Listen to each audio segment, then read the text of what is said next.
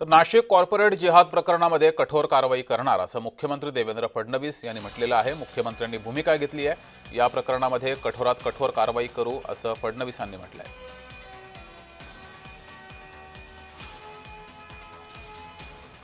तर कॉर्पोरेट जिहादचा हा प्रकार उघडकीस आल्यानंतर मुख्यमंत्री देवेंद्र फडणवीस यांची या संदर्भात प्रतिक्रिया समोर आलेली आहे। या प्रकरणी कठोरात कठोर कारवाई करू असं मुख्यमंत्री देवेंद्र फडणवीस यांनी म्हटलेलं आहे। मुख्यमंत्र्यांनी या संदर्भात भूमिका घेतली आहे। नाशिकमधून हा संपूर्ण प्रकार समोर आला आहे।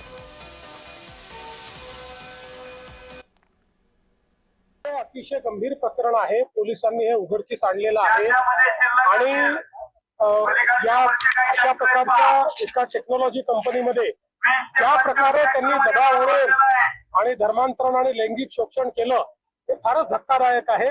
मी पोलिसांना त्या ठिकाणी एक प्रकारे त्यांचं कौतुक करेन की अतिशय वेगानं कारवाई करून याचा पूर्ण पर्दाफाश त्यांनी केला आहे।